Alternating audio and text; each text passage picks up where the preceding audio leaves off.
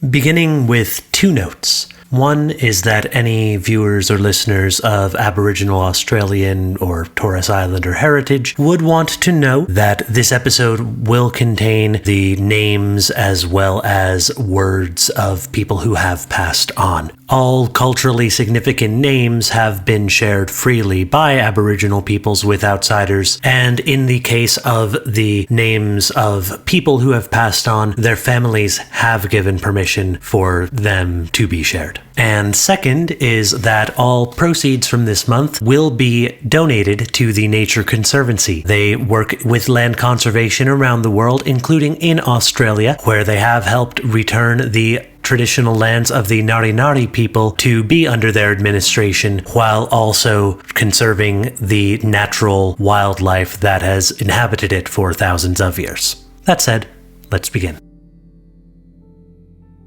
In the Crocodile Islands, off the coast of Australia's Northern Territory, hunting and fishing are some of the greatest pastimes. Today, you're more likely to see a motorboat than a traditional bark canoe, but this has been the case for thousands of years. So it's no surprise that when Stephen L. Davis, geography professor at Melbourne University, went there to learn about traditional Aboriginal lifestyles, he was taken fishing. What did come as a surprise were the multiple times when the guides of his trip would consistently turn their boats back at certain seemingly arbitrary points in the middle of open water, creating borders in the blue expanse.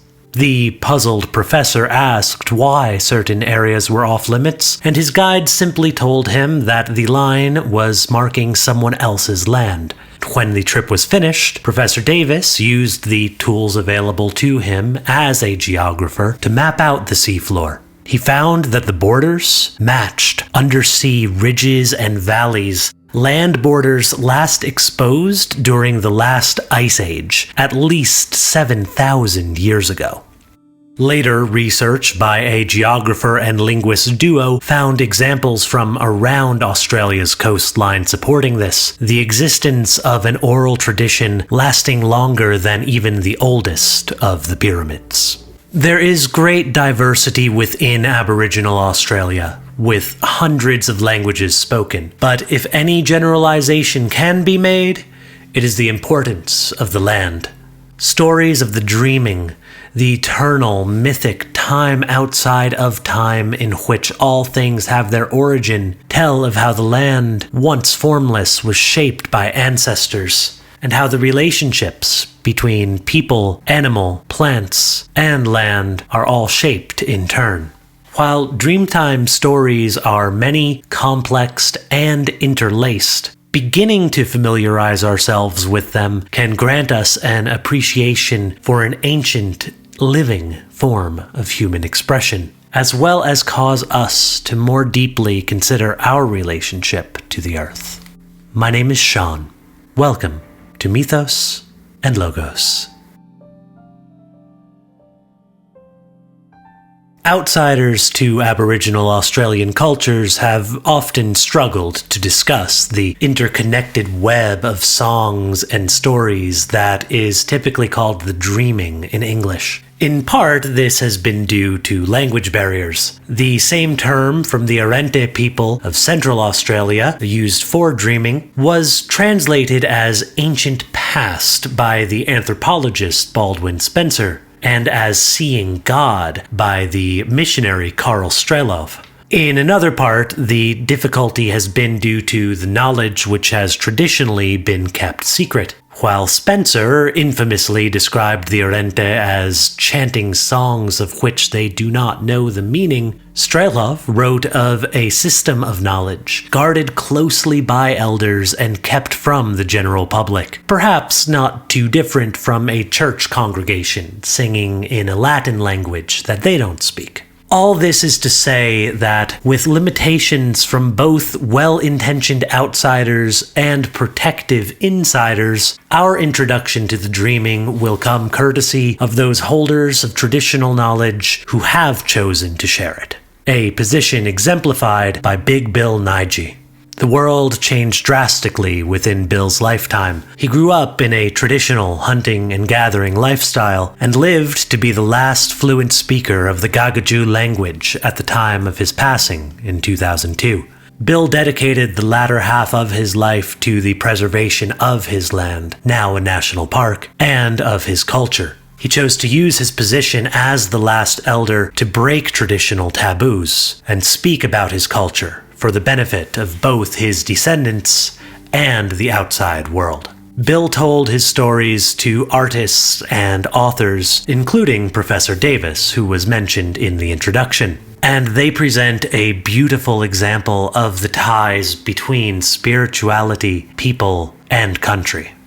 In Bill's account of the dreaming, ancestral beings create the land as they first journey across it, in the way that the flat and formless sand is shaped by a turtle emerging from the sea. The ancestral woman comes up from the sea and creates the people, the country, and its features, journeying across a specific route. A story is told for the creation of each feature of the landscape and each form of life that fills it, in familial relationships, tied together by the country itself.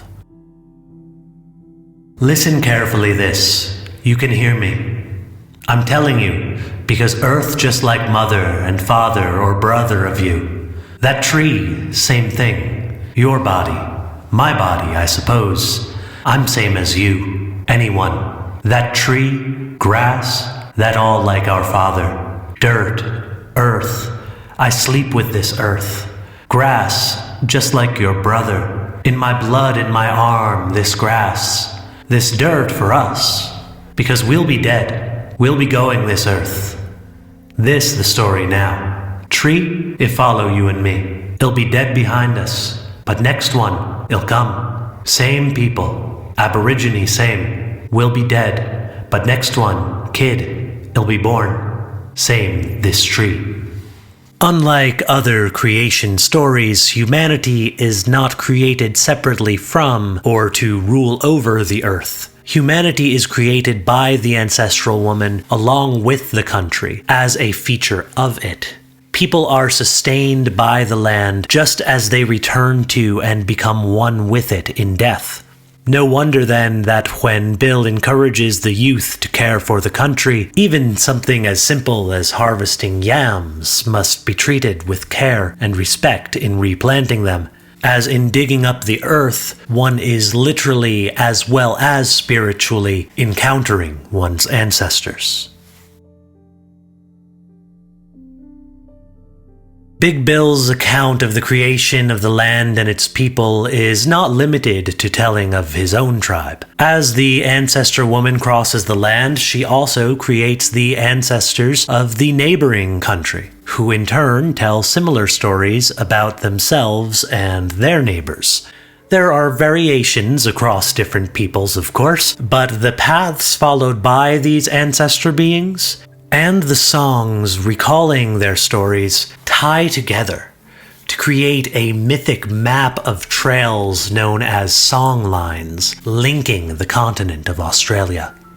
Stories and people have differences, of course, but the ties to the land retain the same importance across these song lines. The Yuwali people, located in the north of New South Wales, attribute creation to an All-Father, traditionally called different names by men and women, but most commonly referred to as Baiame. Baiame is the origin of the country, the people, and the laws that shape their lifestyle, in a belief that goes beyond history. The Anglo-Australian woman, Kay Langloh Parker, spent a great deal of time with the Yuwali men and women, and joined them by invitation to ceremonies such as funerals, in which they prayed to the All-Father Baiame for the souls of the dead, and for spirits to grant the deceased passage to his sky camp. Parker describes a funeral procession traveling along a song line, and how the people encounter story and spirit in their journey across the country. The procession moved along an old winding track on the top of a pebbly ridge, Pine trees overarching in places, carving the sky into a dome, a natural temple through which we walked to the burial ground. Every now and then we heard a bird note, which made the women glance at each other. It was the note of a little bird, something like a wren, in whose shape the spirits of dead women revisited the earth. The first woman was a caterer. She was never to be met without some food, carrying it always in a bag across her shoulders. And Baiame was so pleased with her for always having food for the hungry that, when at length she died, he allowed her to revisit her old camp, her spirit returning in the form of the little honey-eater bird, and all women after her, if they had done their duty in life. These birds are sacred. It would be hard to hurt them, for the spirit in them is so strong. The would-be assailant is forcibly knocked over, though he sees nothing but the little bird he was about to attack. Then he knows the bird must be a spirit bird, and perhaps, seeing him look at her, the bird calls a woman's name. Then he knows whose spirit it is.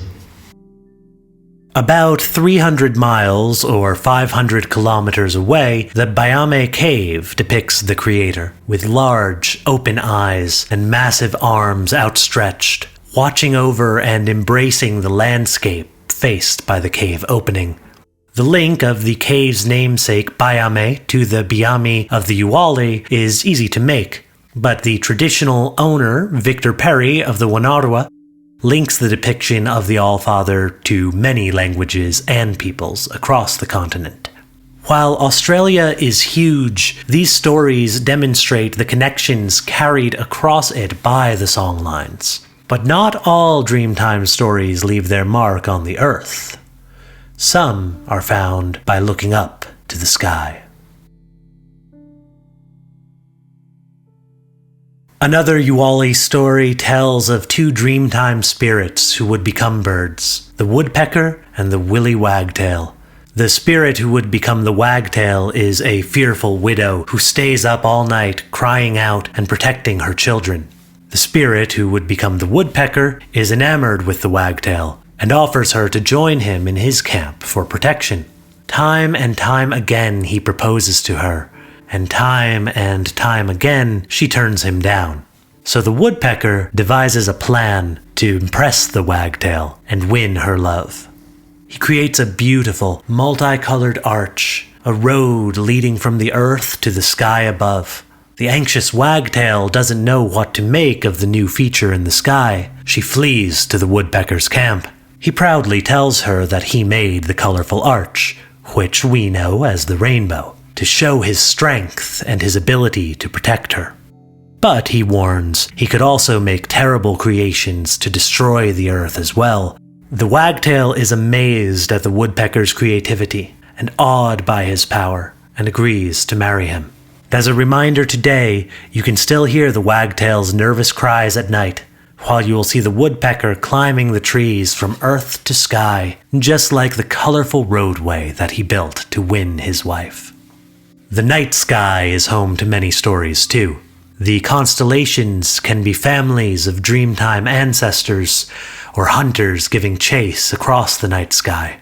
The waxing and waning moon features heavily in stories involving life and death. In another Uwali story told to Parker, the moon asks the people to carry its dogs across a river. But the moon's dogs are not like ours. They're snakes.